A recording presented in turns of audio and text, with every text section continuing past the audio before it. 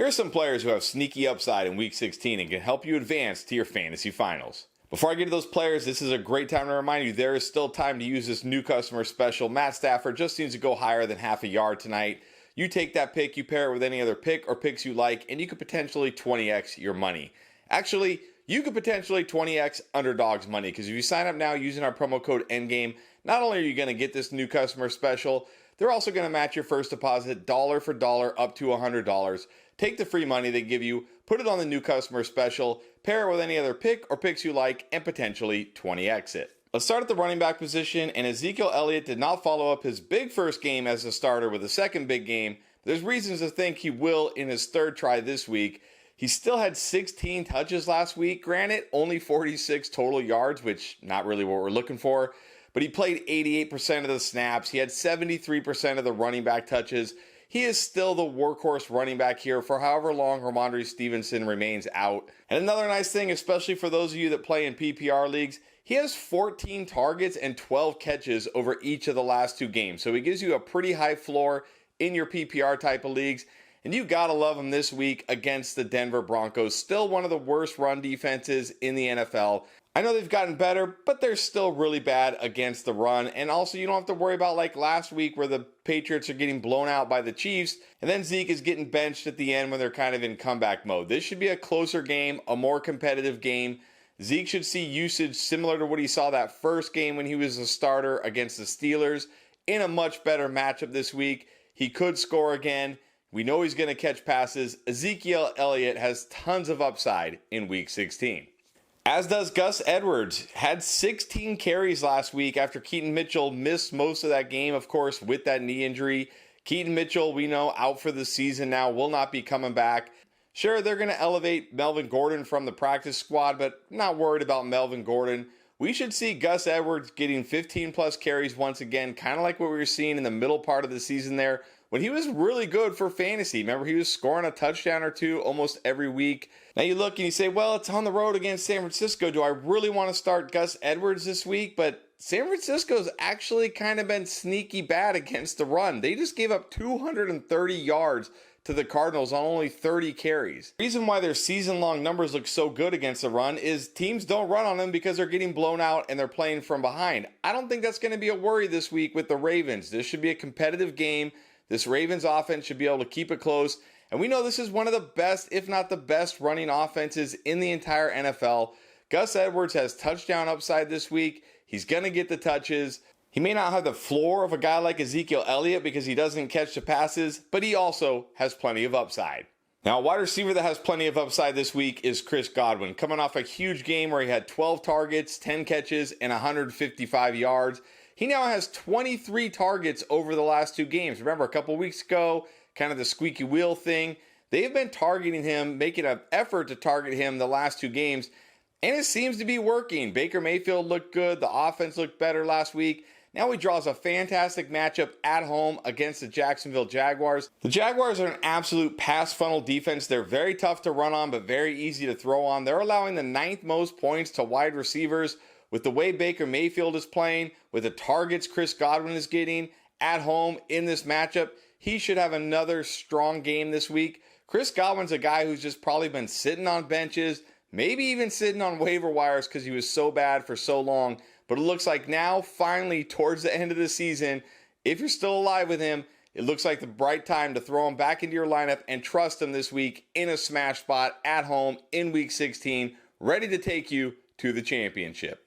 Now, if you're in very deep leagues and you're looking for a desperation home run upside type of play, look at Darius Slayton of the Giants. He led the team last week with 8 targets, had 4 catches, and 63 yards, and that's why you got to like Darius Slayton. 4 catches, 63 yards. That's 15 yards a catch. This isn't a guy who needs, 10 catches to have a productive day. He could have 4 or 5 catches and have a huge game. And this week, going on the road against the Eagles, you got to like his chances. We know this secondary, not very good, giving up big plays. And this is a game you got to think, finally, this Eagles offense at home against the Giants. If this isn't a get-right spot for the Eagles offense, there isn't a get-right spot for the Eagles offense this year. The Giants are likely going to have to throw the ball more than they want to. They're going to have to take some shots down the field. That should open things up for Darius Slayton. This guy always has a chance for a home run, always has a chance for a big touchdown. If you're in a deep league or you're desperate and you're looking for just pure upside, like a pure upside streamer, take a look at Darius Slayton. I guarantee you he's out there on almost every single waiver wire right now. Take a look at him. He's got upside in week 16. Now, quarterback, I did briefly talk about Baker Mayfield, but if he's somehow on your waiver wire and you need a streaming option this week, he has to be choice number one. Coming off a game, 381 yards, 4 touchdowns last week, highly efficient, and that was on the road against Green Bay. Now he gets this Jaguars defense. I talked about it. They're a pass funnel defense, tough to run on, easy to throw on, allowing the 3rd most points to quarterbacks. Not to mention he's back at home, which has got to make you feel good. And as I said, they're finally getting Chris Godwin involved. Mike Evans is still there with the big play with the touchdown upside. He's got Rachaad White out of the backfield. He's got weapons around him, and he's playing great right now. And this is what Baker Mayfield kind of does. Like at the beginning of the season, he got hot, then he cooled off, then he gets hot, then he cools off. When he's hot like this, you want to chase it. Chase it this week at home in a smash matchup. No reason to think Baker Mayfield won't keep this hot streak going in week 16. And no reason to think Joe Flacco won't keep his hot streak going either. Now, granted, he hasn't been as good as Baker Mayfield because, well, he's Joe Flacco and he throws a ton of interceptions. But for fantasy, he has been just fine. And for whatever reason, ever since he became the starting quarterback, the Browns have just kind of abandoned the run. They have been one of the teams to throw at the highest rate in terms of pass attempts over expectation since Joe Flacco has taken over. They just throw, and throw some more with Joe Flacco. It doesn't matter. He's out there throwing interceptions. They're like, it's okay. Get back out there. Throw it some more. We don't care. And that's what you got to like in fantasy because that gives them the tremendous upside. Huge yardage potential, huge touchdown potential. Sure, his ceiling is a little capped, especially if you're in an interception league that penalizes 2 points per interception. But if Baker Mayfield's gone and you're looking out at the waiver wire for a streaming option, Joe Flacco might still be out there. Plus, he gets to play in Houston this week in the Dome, so no weather issues this week. Take a look at Joe Flacco. He should put up big yardage totals, throw for at least a couple touchdowns. Yeah, he might throw for a few interceptions, but that's what you got to take when you're starting Joe Flacco. Now, if you're looking for a tight end this week and Pat Freiermuth is either sitting on your bench or on your waiver wire, you've got to give him strong consideration because he gets a rematch with the Bengals. Remember what he did the last time against the Bengals? 10 catches, 112 yards. The Bengals have been terrible against tight end this year. Pretty much every tight end has had success against the Bengals. In fact, look at the last 4 tight ends against the Bengals.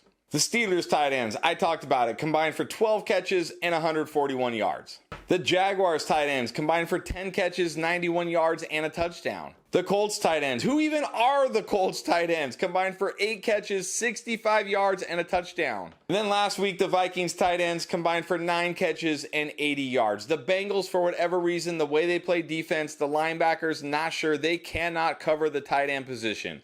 Now, I'd feel better about Freiermuth if it was Kenny Pickett this week.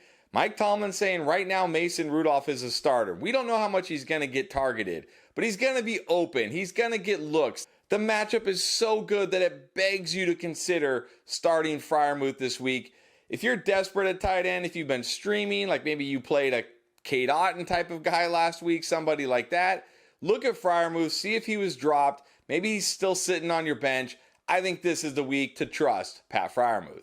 I also think this is the week to trust Cole Kmet, and maybe we got to give Cole Kmet a little more respect here. 3 straight games of 11 PPR points or more. We know this guy has touchdown upside. He's got Justin Fields. He'll find him. He'll chuck it to him.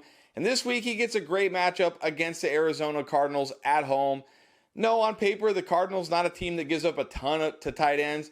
But when you look at this coverage scheme, how they coverage players, Cole Kmet actually has the best matchup of all the Bears pass catchers. I still expect DJ Moore to have a big game this week, but don't be surprised if Cole Kmet finds the end zone again this week, catches 4 or 5 passes, has a decent yardage game. And again, Cole Kmet might just be sitting out there on your waiver wire in shallower leagues because for some reason he doesn't really get the respect in fantasy. He's not viewed as a tight end 1, even though he's been putting up tight end 1 numbers for 3 straight games. So if you got Cole Kmet chilling on your bench, chilling on your waiver wire, and you're desperate at tight end, look at Cole Kmet. He should come through with another good game. And also look at our Week 16 playlist right here. We got everything you need to dominate, win your matchup, and make it to the fantasy finals.